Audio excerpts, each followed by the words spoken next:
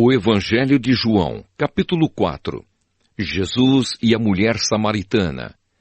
Os fariseus ouviram dizer que Jesus estava ganhando mais discípulos e batizava mais pessoas do que João. De fato, não era Jesus quem batizava, e sim os seus discípulos. Quando Jesus ficou sabendo disso, saiu da Judeia e voltou para a Galileia. No caminho, ele tinha de passar pela região da Samaria. Ele chegou a uma cidade da Samaria chamada Sicar, que ficava perto das terras que Jacó tinha dado ao seu filho José. Ali ficava o poço de Jacó. Era mais ou menos meio-dia, quando Jesus, cansado da viagem, sentou-se perto do poço. Uma mulher samaritana veio tirar água e Jesus lhe disse: "Por favor, me dê um pouco de água." Os discípulos de Jesus tinham ido até a cidade comprar comida. A mulher respondeu: "O Senhor é judeu e eu sou samaritana. Então como é que o Senhor me pede água?" Ela disse isso porque os judeus não se dão com os samaritanos. Então Jesus disse: "Se você soubesse o que Deus pode dar e quem é que está lhe pedindo água, você pediria e ele lhe daria a água da vida."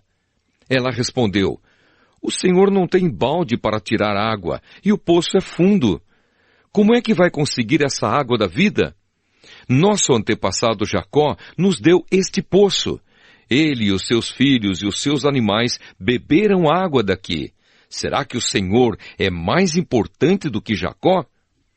Então Jesus disse: "Quem beber desta água terá sede de novo, mas a pessoa que beber da água que eu lhe der, nunca mais terá sede, porque a água que eu lhe der se tornará nela uma fonte de água que dará vida eterna." Então a mulher pediu: "Por favor, me dê dessa água, assim eu nunca mais terei sede e não precisarei mais vir aqui buscar água." "Vá chamar o seu marido e volte aqui", ordenou Jesus. "Eu não tenho marido", respondeu a mulher. Então Jesus disse: "Você está certa ao dizer que não tem marido, pois já teve 5, e este que você tem agora não é, de fato, seu marido. Sim, você falou a verdade." A mulher respondeu: "Agora eu sei que o Senhor é um profeta. Os nossos antepassados adoravam a Deus neste monte, mas vocês, judeus, dizem que Jerusalém é o lugar onde devemos adorá-lo." Jesus disse: "Mulher, creia no que eu digo. Chegará o tempo em que ninguém vai adorar a Deus nem neste monte, nem em Jerusalém. Vocês, samaritanos, não sabem o que adoram, mas nós sabemos o que adoramos, porque a salvação vem dos judeus. Mas virá o tempo, e de fato já chegou, em que os verdadeiros adoradores vão adorar o Pai em espírito e em verdade, pois são esses que o Pai quer que o adorem. Deus é espírito, e por isso os que o adoram devem adorá-lo em espírito e em verdade." A mulher respondeu: "Eu sei que o Messias chamado Cristo tem de vir, e quando ele vier, vai explicar tudo para nós." Então Jesus afirmou: "Pois eu, que estou falando com você, sou o Messias." Naquele momento chegaram os seus discípulos e ficaram admirados, pois ele estava conversando com uma mulher. Mas nenhum deles perguntou à mulher o que ela queria. E também não perguntaram a Jesus por que motivo ele estava falando com ela. Em seguida, a mulher deixou ali o seu pote, voltou até a cidade e disse a todas as pessoas: "Venham ver o homem que disse tudo o que eu tenho feito. Será que ele é o Messias?"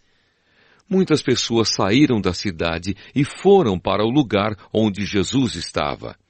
Enquanto isso, os discípulos pediam a Jesus: "Mestre, coma alguma coisa." Jesus respondeu: "Eu tenho para comer uma comida que vocês não conhecem." Então os discípulos começaram a perguntar uns aos outros: "Será que alguém já trouxe comida para ele?" "A minha comida", disse Jesus, "é fazer a vontade daquele que me enviou e terminar o trabalho que ele me deu para fazer.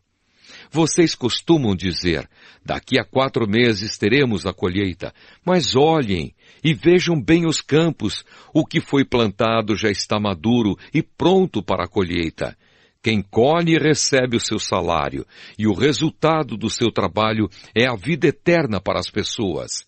E assim, tanto o que semeia como o que colhe se alegrarão juntos.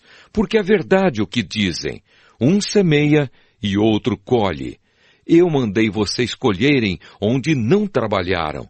Outros trabalharam ali e vocês aproveitaram o trabalho deles.